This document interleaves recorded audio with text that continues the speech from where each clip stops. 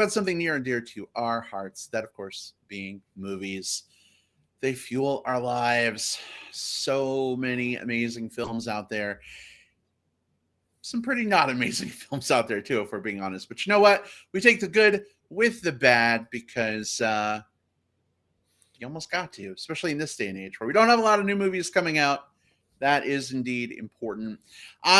Speaking of not having new movies coming out, we're leaning on the classic part of our programming we sometimes dip into with so few new movies coming out these days. We're reaching back into the film archives and pulling something out that we're pretty excited to talk about. We're going to be celebrating the start of fall and the almost start of October here in a couple days by reviewing Hocus Pocus, the very famous 90s Halloween film starring Bette Middler, Sarah Jessica Parker, and Kathy Najimy as some of our favorite three witches. So it should be a fun conversation. Looking forward to diving into that. But before we can do that, I got to introduce you to my co-host because it'd be boring as hell to listen to me talk for an hour. Jim Pugliafico is here with us. Hey, sweetie. How's it going? Hello. Thanks, babe. And welcome to the podcast, everybody. Happy National Podcast Day to everybody that's on the podcast. I don't know if anybody knew that, but yep, it's a National Podcast Day, supposedly. I didn't know that, but we're celebrating. To you guys, all our friends who are in the podcast business, happy National Podcast Day. So much love for podcasts. They're probably named. We've got, yeah. We could probably name a bunch of podcasts that we love. So happy National Podcast Day to everybody out there. Will Lindis is with us as well. Welcome, Will. How are you? Bubble, boys. I'm in trouble. No, I'm actually pretty excited. You're right. National Podcast Day. It's we have so many friends that we've made because of this show and who are part of other shows from networking or being at events together. And yeah, we could just go through the litany of names. But just all of you are loved, and all of the ones who we've yet to meet, you are also loved too. Agreed. All right. So, Will, for anyone who is not watching the live show, not seeing our video feed, tell us a little bit about what you're wearing. Well, Brad, Jim, we are on the cusp of spoopy season, my favorite time of year, which, you know, is this whole stretch kind of leading up to Halloween as we, you know, think about costumes and parties and movie marathons and all of those scary things that go bump in the night, just all of the things that are part of the season. Guess what? I'm not going to go to any Halloween parties this year, nor is there going to be any fun like events that I'm going to be going to. Right now, we are playing it safe because that's, you know, kind of what the world forces us to do, right? But that doesn't mean that I still can't enjoy the holidays my own way. We're kicking things off with Hocus Pocus, a Halloween classic. I am in full costume regalia right now. I went amok on my costume chest right before we got started, and I've got a vampire cloak over this like ghouls like costume and this witch's hat. I got a lot of costumes, guys. And so I had to be dressed up for tonight. Well, it is delightful to see you in your witchy getup, Will. You add a little bit of fall festiveness to the show this week. Oh, goodness. Hey, we've got some folks in the live chat with us. Mary Kay Meadows says, "Hi, guys." And she's got a little ghost and witch emoji action going on. Hey, Mary, good to see you. Welcome. Glad to have you with us. Tony Gonzalez says, "Hi, gorgeous Brad. Hi, guys." Hey, Tony. Thank you for the compliment. Appreciate that. Hello to you. And thanks for the compliment. Stepmom is here. My stepmom is here, you guys. Terry Harris says, "One of the best movies ever, Hocus Pocus." Hi, Terry. Good to see you. Hey, Terry. Well, I'd say don't make any dick jokes, but she's pretty cool. I think it'd be fine. So you guys be you, and if there's any awkward conversations, Yeah, to be had afterwards. our normal dick joke loaded show is, we'll just get right on with it. Hey, Mary says she's wearing her Halloween leggings. That's awesome. Mary, you'll have to describe those for us. They have like pumpkins or ghosts or vampires. I'm curious. I'm picturing like the orange and black stripes. That's like the first thing that comes to my mind, but also maybe like black with like little like ghosts and witches and stuff on them. Like there's a lot of different ways you can slice this Halloween pie. So yeah. Could be black cats. Don't forget. Ooh. And that would be very fitting given tonight's theme. Right. Well, we are going to be diving into our discussion of Hocus Pocus. Very thematic for this time of year. We're looking forward to it. This movie, though, I mean, it's 30 years old at this point. Something like that. Kind of. Almost, maybe. Right? Almost. Yeah. Yeah. It's getting up there. It looks like we lost Will. Oh my gosh. I'm here. Poor Will. Oh, you're there. We can't see you, Will. I think no. I think he just like masked himself a little bit. Did you cast an invisibility spell or something, Will? You're gone. I'll refresh. The joys of doing it live. Anyway, so we're going to jump into our book out. We're going to jump into our Hocus Pocus discussion here in just a few moments once we get Will back. Because this movie has been out for quite a while, though, we should let you know ahead of time. We will be spoiling the plot for Hocus Pocus. So if you haven't seen it yet and you want to see it without being spoiled, now's probably a good time for you to step away. But not everybody has seen this film, believe it or not. So we just want to give that warning just so that you're aware. Will, welcome back. We can see you. Your invisibility spell has worn off at this point. It sounds like you guys could hear me before? We could. We just couldn't see you. Weird. Well, no. There's a ghost in the machine. I guess so. Bobby Miller says, hello, my bears. Hey, Bobby. Welcome. Glad to have you with us, too. All right, Jim, Will, are you ready to talk Hocus Pocus? Yes, indeed, we are. Let's go. All right. Then here we go. Our discussion of Hocus Pocus.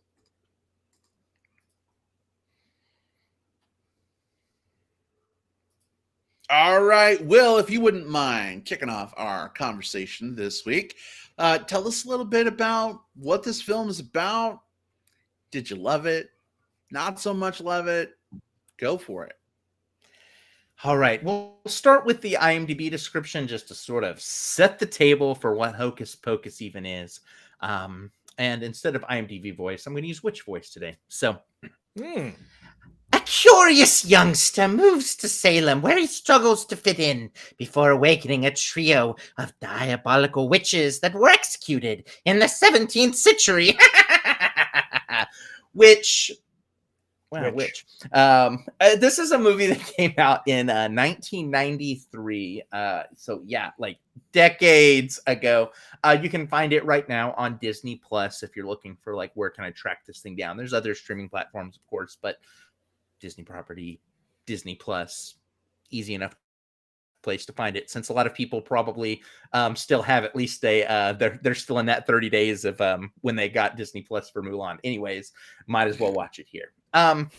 This is the story about these three witches who have come back to Salem after 300 years of being dead and gone, to try to, over the course of Halloween night, absorb the souls of all the children of the city. The witches are Winifred, played by Bette Middler, Mary, played by Kathy Najimy, and Sarah, played by Sarah Jessica Parker. So, and of course, there's other characters in this as well. But honestly, I was just thinking about this before we got started. This was definitely in that era of, even though this was live action. This is a Disney movie that came out in the era of kind of like their big villain push. You know, we had Scar from The Lion King and Gaston from Beauty and the Beast. We had a lot of Ursula from The Little Mermaid. And so the witches really take center stage here, both in the marketing and in terms of like what we remember about this movie. This has become a Halloween classic for a lot of people. And for me, it's definitely one of the ones that's up there, with the caveat of I haven't seen this one in a very, very long time. I remember growing up, we watched it quite a bit, but something happened to me probably kind of like late 90s, early aughts, and it just sort of fell out of my Halloween rotation. So it was actually really exciting to dive back into it. There were a lot of things that I didn't really notice before. You know, the things that, you know, you just sort of take for granted as a kid. There were a lot of super memorable things. You know, the Amok Amok Amok line is definitely like my most memorable moment from this movie, and that's been on repeat in my head for 28 years now. Kathy and Jimmy with the vacuum cleaner is another like super memorable moment for me. But one of the things that I appreciated watching it this time through, growing up, I didn't really have any idea who Doug Jones was, right? Doug Jones is he's an actor who you've probably seen in a lot of different things, but he is most known for being the guy that's inside of a lot of costumes. Very notably, he was the amphibian man from The Shape of Water. He was in Pan's Labyrinth. He played Abe in Hellboy. Like, he is just a super emotive, lanky guy. And he was in the costume for Billy Butcherson, which was really cool because I noticed watching this time through how much I loved just watching him move and kind of stumble around.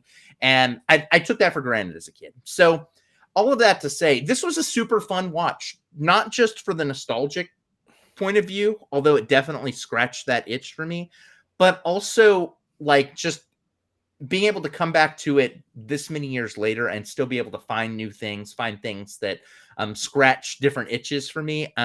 I had a great time watching this morning. So I'm super excited. We are at the beginning of spooky season. Let's go Hocus Pocus. This is a great way to kick things off. All right, Will, thanks so much. Jim, I'm going to ask your thoughts here in just a second, but Will, I wanted to ask you a question. Do you watch Star Trek Discovery at all? I do not. All I know about Star Trek Discovery is what I've seen people complain about on Facebook. Oh, all right. Well, Doug Jones plays one of the main characters, Commander Saru, on that show. And okay. He's fucking amazing. He's really good. So if you love Doug Jones, I mean, Discovery's a little up and down, but like he's pretty kick-ass on that show. You should check it out. Yeah, and actually get some things to say, which is good. Yeah, I'll add it. I'll have to add it to my list. Although I've got it right behind.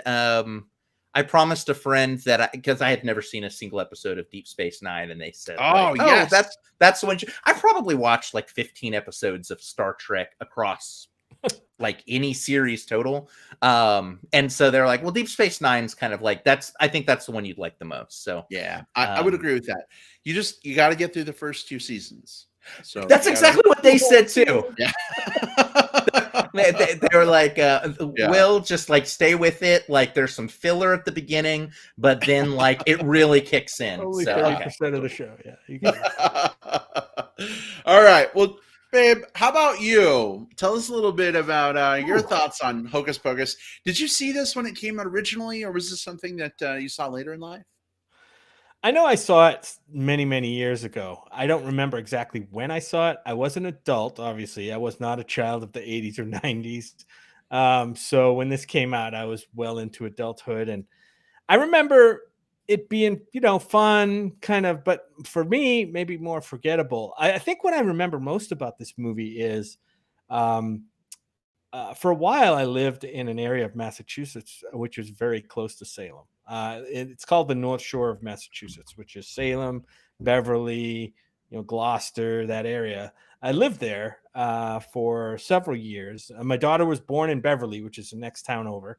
So it's interesting to see, especially at the beginning, the outdoor scenes that were shot during the day in the town. There are a few shots, not the ones like in 1692, but the ones in present day show the town of Salem and kind of reminiscent of that area and the towns I grew up with, especially in the autumn when the leaves are off the trees. There's one scene in the schoolyard, all the leaves are down. I'm like, oh man, I miss that so much.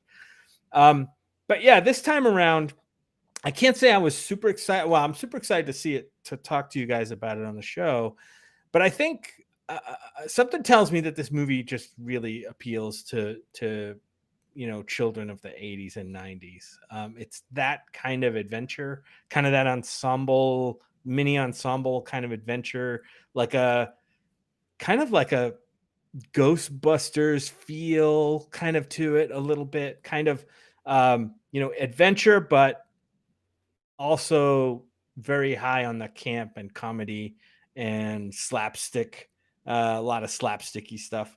And I think a lot of those things like Ghostbusters and kind of share that DNA a little bit.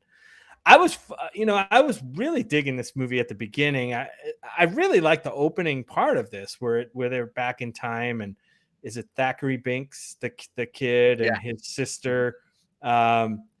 I just kind of like that, and kind of your introduction to these trio of witches, and that whole situation. I was thinking about this, and my mind was racing back to movies like The Witch, right? And this is totally a different tone than that movie, totally different tone. But I would love to see like a hardcore horror version of Hocus Pocus. Now, how cool would that be? But then, of course, the movie itself devolves into more of the comedy stuff, and it gets way more slapsticky and kind of silly, especially with the three main characters. The witches, become kind of center stage in this movie, even though the movie's actually about Max and his sister and their friend, right? I mean, they're kind of the protagonists in this movie, where the witches are the obviously the antagonist or villains, whatever you want to say. But this is a fun movie. We had fun with it. We made some popcorn. We sat down. We watched it on the projector just as best as we could, emulating what it would be like a movie theater experience. So that was fun. Like I said, I enjoyed bits and pieces of this movie. As silly as a talking cat sounds, I kind of like the cat parts in this movie. I just wish I liked the three main characters a little bit more, especially the Mary character and the Sarah character. Especially the Sarah character. Sarah Jessica Parker is great, but in this movie, like, she's just totally out there. Like, I don't know. It's like she's just acting just like the height of silliness, I guess. And for me, that wears a little bit thin after a while.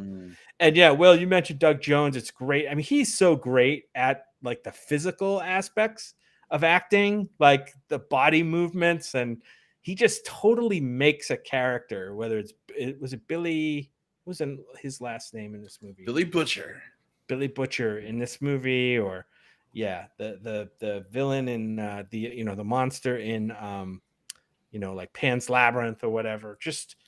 He just embodies that, and that's good to see. But yeah, I mean, I had fun with the movie. It's definitely not like on my list of favorite movies, although there aren't many great fall / Halloween movies out there, right? So I think the pool is a little.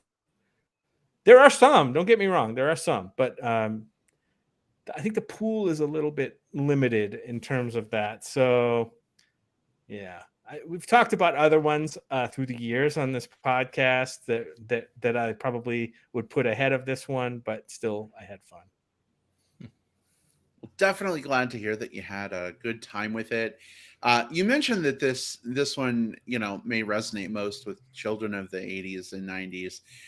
Being an 80s child myself, I can tell you that as a kid, I don't think I appreciated this as much as my friends did. Like every time I go to a friend's house for Halloween, if they were having a Halloween shindig, like this movie would be on. They all had their VHS copies, and but I just never really, I don't know. I didn't connect with it that much.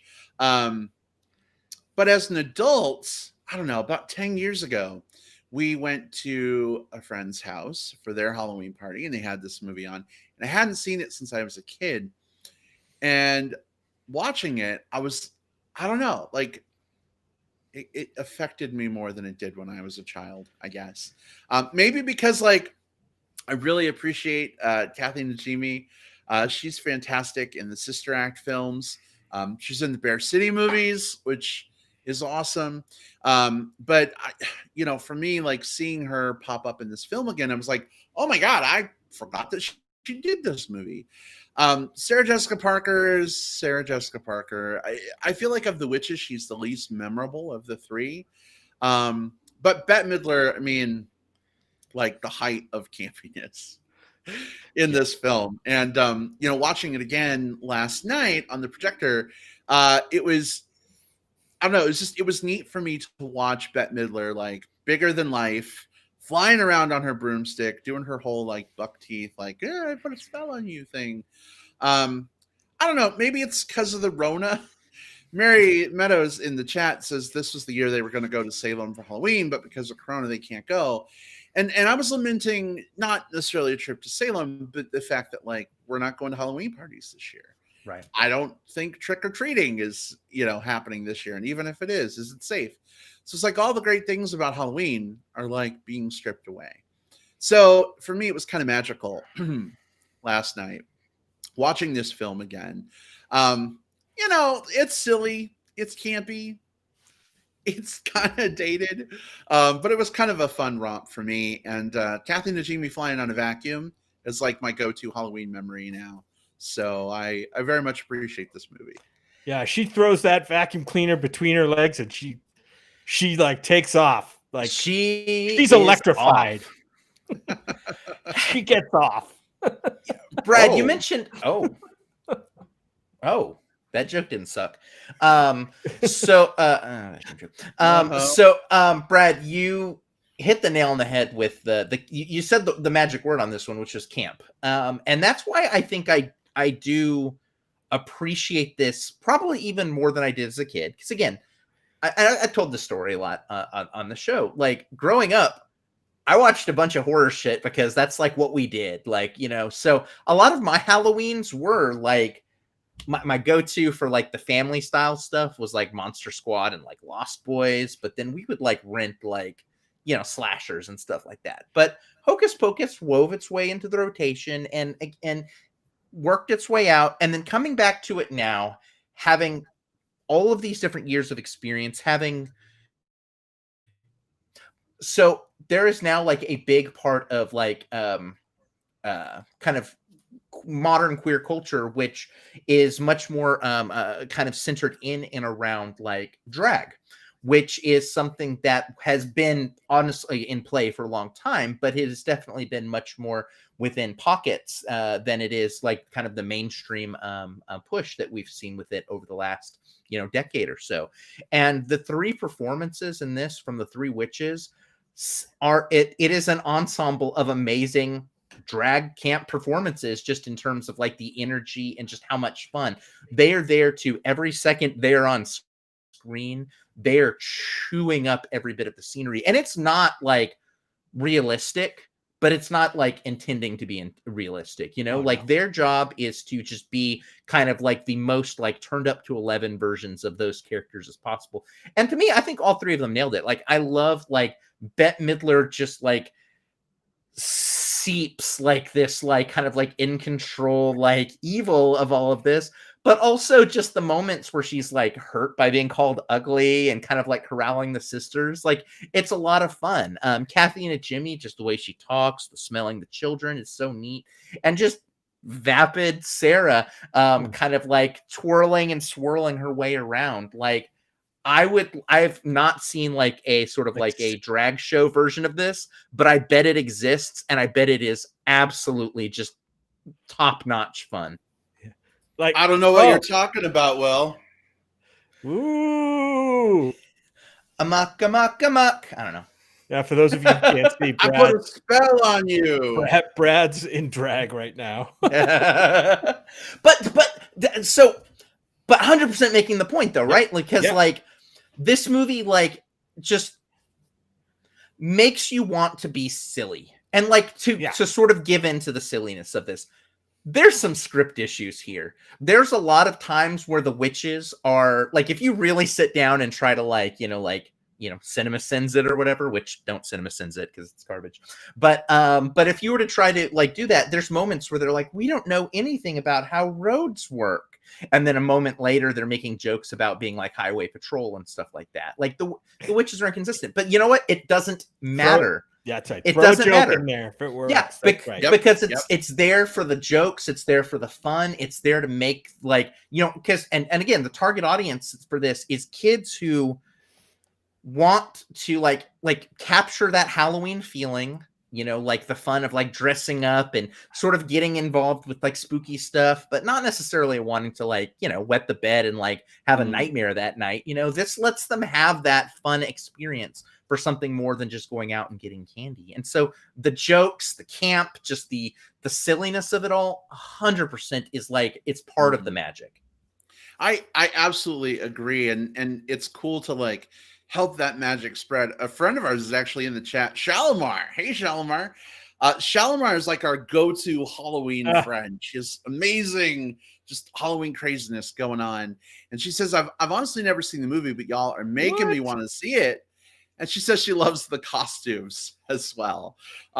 Shalimar, glad you like the costumes, trying to get in the Halloween spirit. But I definitely recommend, if you haven't seen this yet, I think this would be right up your alley. So definitely check it out. This would be a really fun one there's different applications that do this, and I don't know the names of all of them, but there's like those different platforms where like you can watch a movie virtually with friends, it streams, and then 10 people are allowed to watch it at the same time and share a little chat or whatever it is like that. It'd be fun to just like, oh, you're just chilling at the house to watch this one, but just watching this with other people and just, I have like sort of like a no talking rule around movies just because, it's something you pick up and stuff like that. But this would be a perfect one for, man, just have a bunch of people over and just, have a good time all the way through it. Like, this is not a movie to take seriously. This is a movie just to let you have some fun. Yeah. And I think I totally agree. I perfectly stated about just kind of like I can totally see in different times us having a get together and, watching some Hocus Pocus, having a few cocktails, some food, and kind of enjoying the craziness that goes on the screen. It kind of, now that I think about it, it reminds me a little bit of the Three Stooges, like when those three witches are together. Yeah, kind of like the totally. Three Stooges. Yeah. It's like you have the one who's kind of the ringleader, you know what I mean? Like the Bette Midler Winnie character, who's kind of like Mo, and then you can probably equate Mary and Sarah with some of the characters too. So I'm almost thinking that maybe some of the writers may have been a little bit what's the word I'm looking for? Influenced by inspired or influenced by the zaniness kind of the Three Stooges. Certainly not as physical with the physical slapping and kind of comedy, but there's a little bit of that going on. I mean, Bette Middler does hit the other two once in a while, right? So I think that's fair. Yes, a little bit of that. Shalimar says in the chat, this would be a fun one to play Hocus Pocus bingo to. What would be on our Hocus Pocus bingo card? Okay. All right. So you would have to have one every time that Mary, the Kathy and Jimmy character, stops to sniff for children. Oh yeah. Yeah. I guess as maybe instead of this bingo, maybe I'm accidentally turning it into a drinking game, but like why not both? But why not both, right? Space, drink. But 100%. Or Sarah just twirls around for no reason at all. Yeah. Yeah. Every time Bette Midler makes this face, which this is an audio podcast, so I apologize, but this face here. With the buck teeth sticking out. It's sort of buck teeth. This is buck teeth and like kind of like her face going up and sort of like looking down the bridge of her nose, like a very dramatic face. Indeed. I think we'd have to have any mention of the word virgin. That would be another one. Yes. Every time Billy does like a step and then has to like spin before taking the next step. Put that in there. Could probably put every time there's like a color that doesn't belong in the background. For example, like the green lights coming up from the floors, the purple magical sky, just all of those things that just sort of like scream like this is Halloween. Well, there we go. We got our bingo card filled out. We'll have to next year, if we watch this again, babe. Yeah. Maybe we'll have a house full of friends and we can play bingo drinko. Oh, when magic mumbo jumbo is spoken, right? Oh, Yep. yes. Totally. Mm-hmm. Anytime the book looks at somebody or something. Mm-hmm. So I assume we're not worried about spoilers here. No, this movie's 25 plus. I think it's almost spoiler proof. It is, because it's a family adventure movie, and so sitting down, if someone were to tell you the plot, you could probably say, okay, it'll probably end like that. Yeah, there's some fun surprises along the way, but I mean, this goes where I think it's gonna go. Yeah, this isn't one where like you get to the end and the twist is there, and you're just like, oh gosh, I just need to sit and contemplate like this like dramatic narrative moment that just happened. This isn't that type of movie. Dumbledore is Winifred's father? What? Gasp! Okay, Winifred's canceled. It's like an Uber ride. You kind of know where it's going before you even get in the car. You know what I mean? Oh, that's good. That's good. This is the Uber ride of movies. I like that a lot.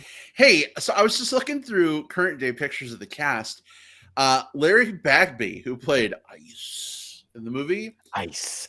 It's fucking hot as an adult. What? I 100% knew you were going to flag that, but yeah. I was looking through the cast photos and I was like, I wonder if Brad's seen this yet. I saw that the other dude, Jay, was in a show you watch, Brad, Arrow. He was in the Arrow show. So yeah, these people have popped up in other than the main stars have popped up in other things. It's interesting that we have Penny Marshall and Gary Marshall in this movie. They play a husband and wife, but they are not married. They're brother and sister. I mean, in real life, they're brother and sister. So, but it was good to see them. It was good to see them pop up in this movie. Absolutely was. Like, in fact, it'd been a while since my boyfriend Scott had seen it, and so he walked when he pops up on stage on screen, because he shows up first, like in the devil costume outside.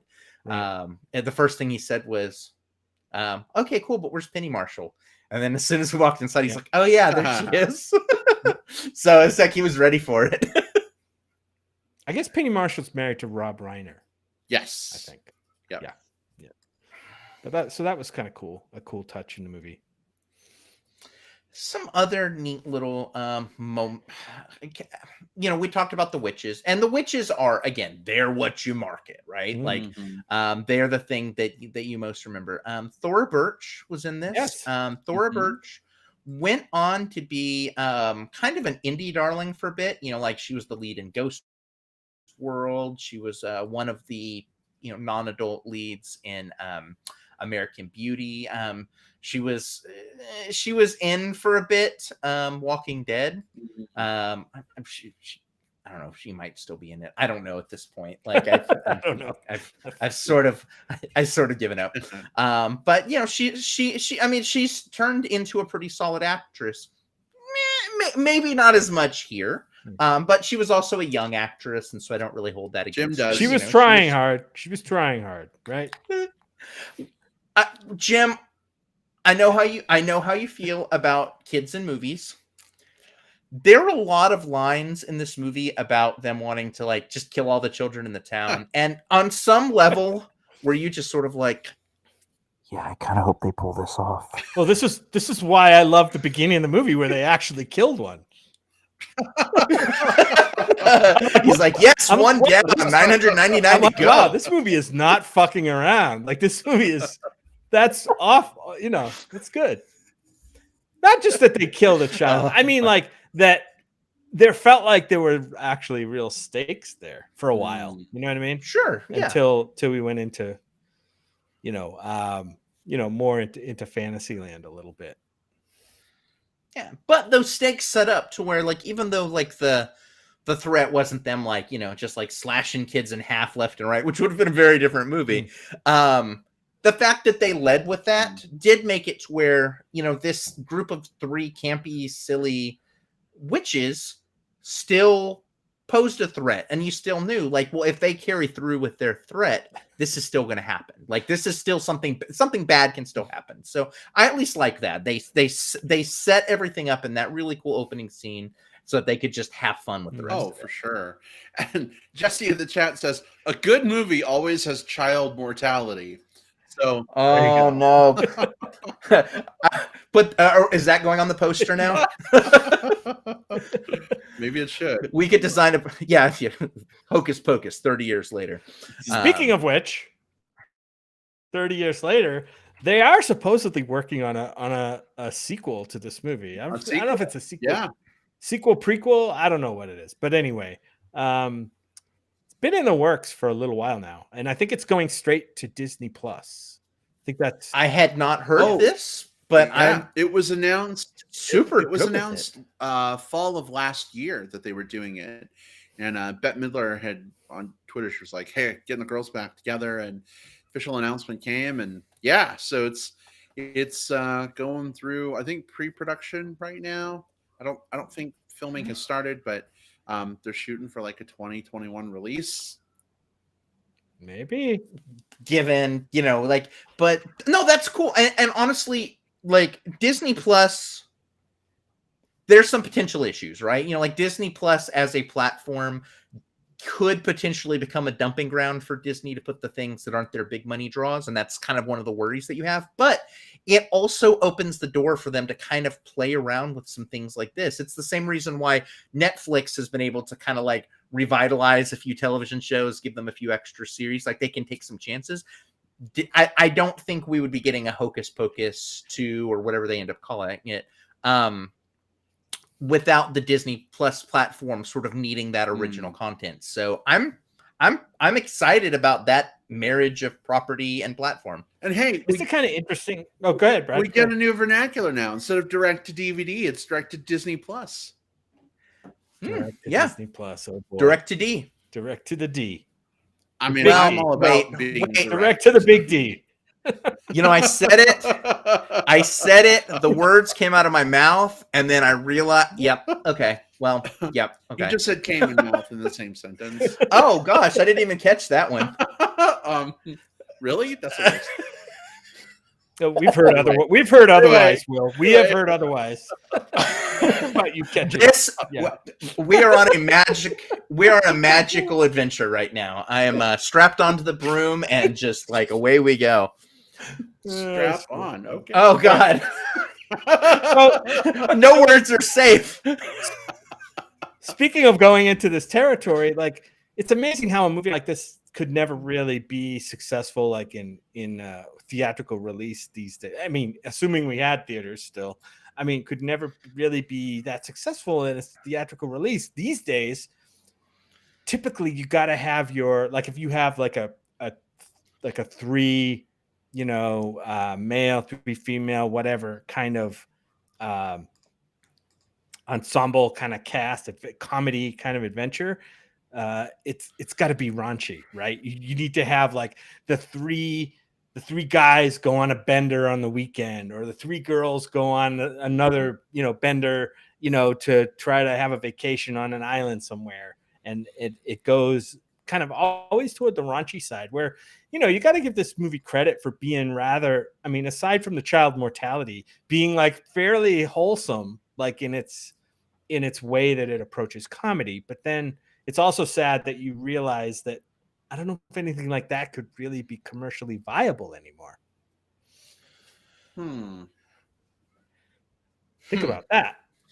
The closest, okay, yeah. We had the Ghostbusters like reboot, whatever that was, a few years ago, right? Yeah.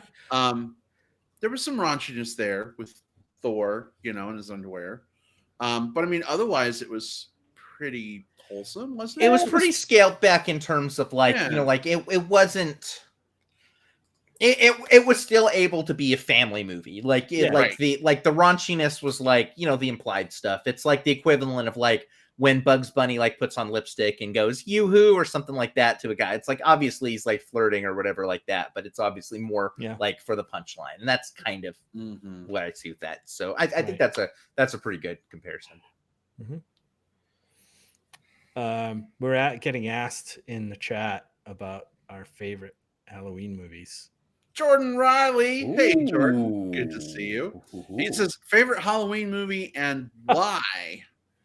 All right, let's keep this brief because the focus is on Hocus Pocus. But Will, what's your all-time favorite Halloween movie? It's got to be something that like brings out the spirit of Halloween, not just like the fact that it's scary. So if I want scary, I want Trick or Treat. But if I want just sort of like that feeling of all things Halloween, my go-to is always going to be Monster Squad with all those Universal monsters just kind of popping up. Like it gives me the most bang for my buck in terms of giving me that Halloween feeling. There you go. All right, Jim, how about you? Favorite Halloween movie? Well, I have one that might arguably not qualify, but one that definitely qualifies. The one that might not qualify is The Wizard of Oz. I always equated The Wizard of Oz with Halloween because when I was growing up as a kid, it would always air on network TV on or around Halloween weekend. So it kind of became a Halloween movie to me. And of course, you know, there's characters and costumes and fantastical. So yeah, that always kind of fit into the Halloween mold for me. But I mean, there's a witch. Yeah. Yeah. I mean, there's a witch. I mean, yeah. Flying monkeys. So like spoilers, but I mean, like if if someone were to pin me down on something like more hardcore, it would be just the Halloween. It'd be Halloween. Halloween is, probably my favorite iconic Halloween movie. But so those two. There you go. All right. For me, my favorite Halloween movie is A Nightmare on Elm Street, the original. Robert Englund is Freddy Krueger. Not a lot of scary movies scare me, but for some reason, that first Nightmare on Elm Street film, maybe it's because I saw it when I was like 3 and it just imprinted itself on my brain. But to this day, it still creeps the crap out of me. And I don't watch it often, but, around Halloween time, it's fun to kind of put on in the background while there are friends around or maybe watch during the day. Because if I watch that at night with the lights off, I'm probably not going to sleep very well that night. But it's just one of those films that has a lot of gore. It has a lot of just tension, a lot of tension.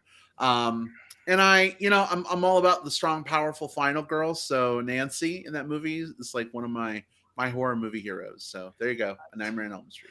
Nightmare on Elm Street's one of like the best like horror movie franchises of all time. Like seriously, like me and my friends when we were kids, we would play like Nightmare on Elm Street, like Dream Warriors, like other kids were playing other stuff. We're just like, all right, what's your dream power? And like figuring that stuff out. Cause like, again, I want to die this time. No. It was more just like, cause like, oh, I'm going to take into the dream world that it would secretly be this. So I'm going to have this, like this bouncy ball, but it blows up or whatever, just dumb kid stuff. But it was all about like, just sort of like fighting back against the boogeyman. So like we did that too, but we also pretended we were Dawkins. And we'd like play air guitar. We're the Dream Warriors. Okay. I've been with this man for 12 years now. That's the first time I've ever heard him utter the band name Dawkins, like ever in a sense. Nice. Okay. Have you watched Nightmare on Elm Street 3? Yeah. Gosh. I mean, seriously. We've done a review of Nightmare on Elm Street, like the OG, right? Mm. Did we do a full-on review, or was it like in one of our like your favorite horror movies? Movies. I think we did because we did just the first one, but we did just the first one. Okay. We have not done Dream Warriors or Dream Master, Dream Child, or the second one, which would be, but that's a totally different story. So that's the gay one. That's the gay one. That's And the wet dream one. And honestly, maybe there's a good like episode to do that one plus like the documentary about that. But Sure. maybe there's a maybe there's a I mean, 3 more October episode in our future is kicking off next week. That could be our way to open October. I don't know. And I just did, because I watched these movies too damn much, I just did a rewatch of like 4 and 5 and was thinking I should go back and watch 3 again. It's been a few months. So this gives me a perfect excuse to like pull off that Band-Aid once again. So I'll have to talk about that. We'll see what we think. Yeah. But we've meandered from the point a little bit. So let's bring that back. Because Will, I know you've got a Fantastic Fest virtual screening to get to. So any final thoughts on Hocus Pocus before we serve up some plugs?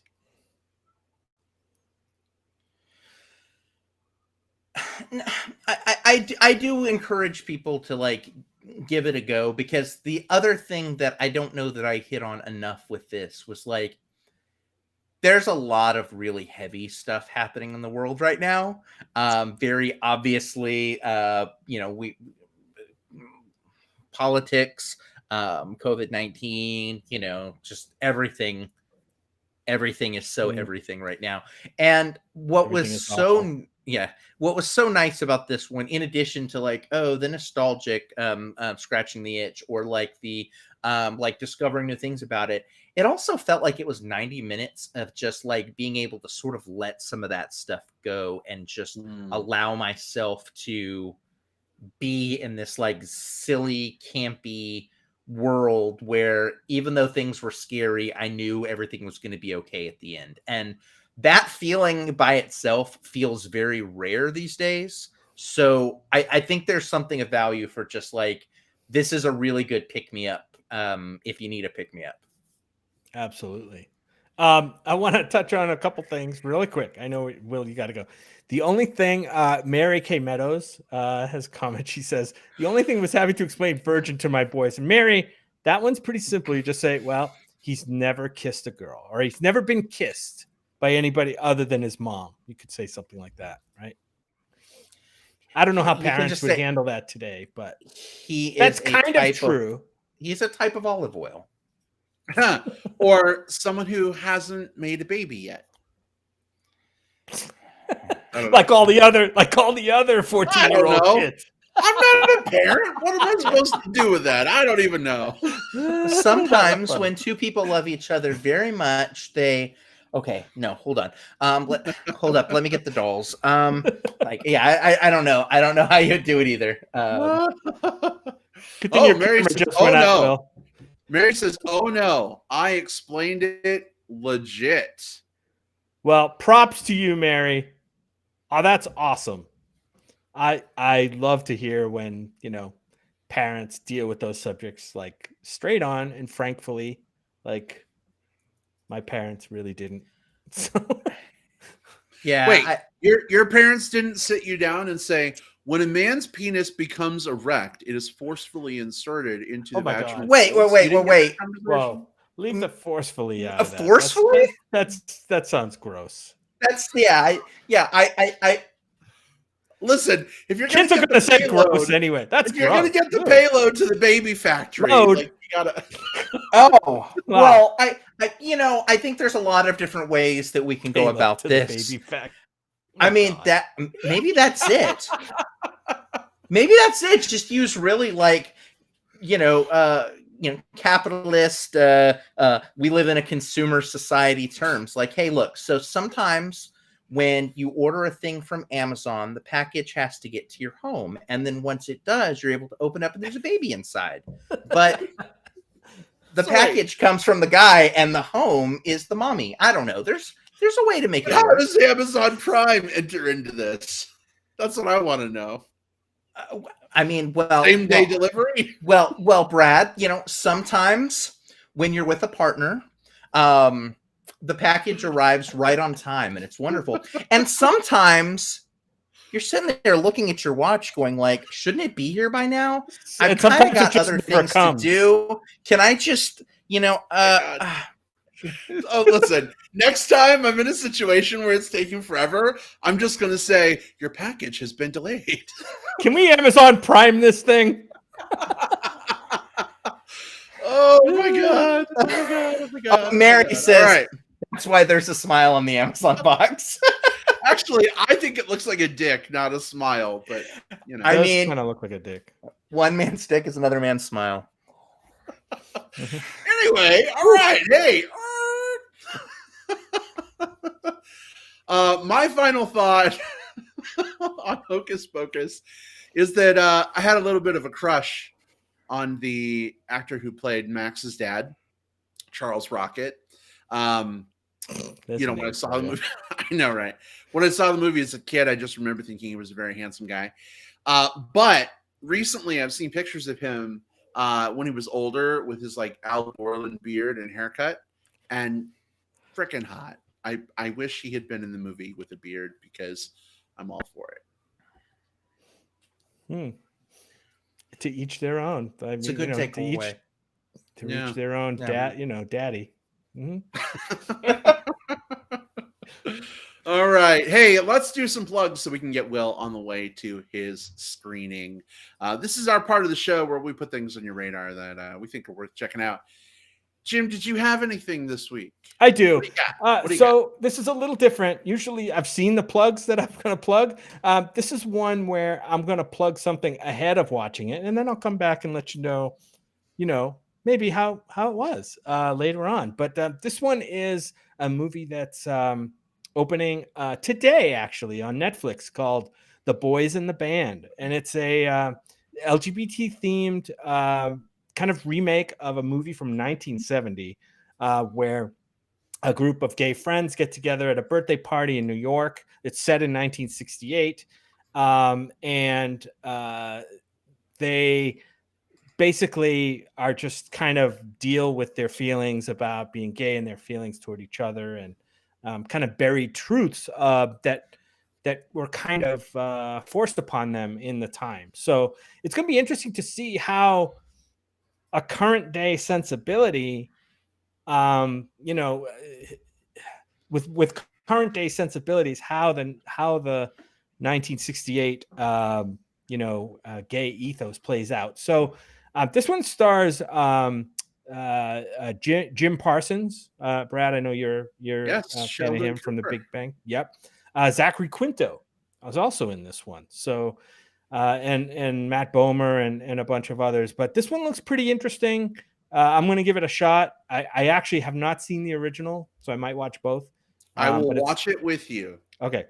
It's called The Boys in the Band, and it came out on Netflix today. All right. Excellent.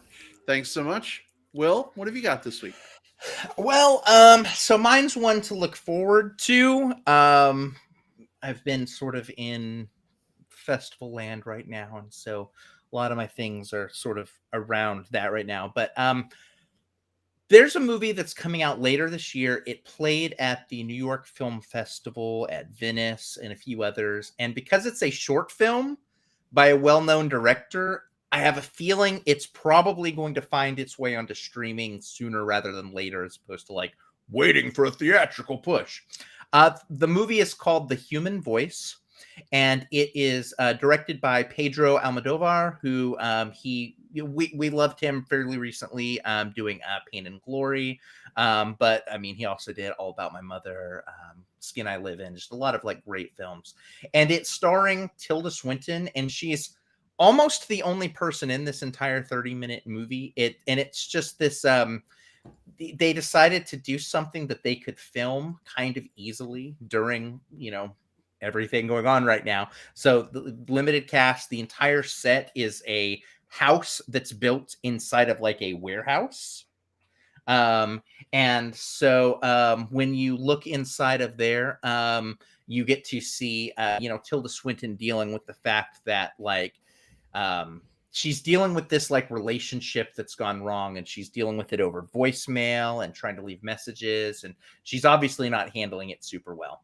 So it is super good. Pedro Almodovar's new film, The Human Voice, starring Tilda Swinton. I don't know when it's going to be released, but again, I have a feeling we're going to see it pretty soon. Awesome. Let us know, Will, as soon as you see it. Definitely want to catch that one. Absolutely. What you got, Brad? Well, we mentioned Star Trek Discovery earlier when we were talking about Doug Jones. And Star Trek Discovery's third season premieres October 15th, so just a couple of weeks from now. We also mentioned Walking Dead earlier, which is funny because Cinco Martin Green, who plays the main character on Discovery, Michael Burnham, is phenomenal. I love her as an actress. She's fantastic. She's great in this show. Anthony Rapp, who you may know from his stint on Broadway in a little show called Rent, plays one of the main characters. Doug Jones, who we mentioned was in Hocus Pocus, plays one of the main characters, Saru. Michelle fucking Yeoh is also amazing on this show. There's so many good things about it.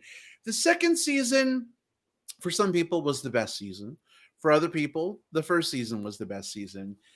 So if you've seen mixed reviews online, that's because there were some polarizing things that happened.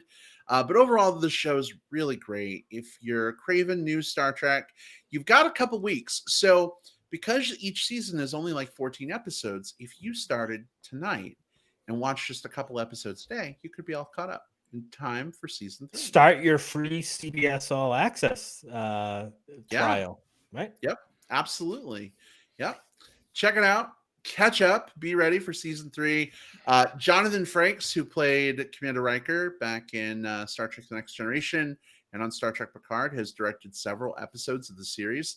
And they're some of my favorite episodes. They do some really, really freaking cool cinematic things. So, yeah, it's something I feel like you might enjoy. Tune in. Good to know. Good to know. Indeed. And Mandalorian next week is coming back. It's a good time to be a sci-fi fan, everybody.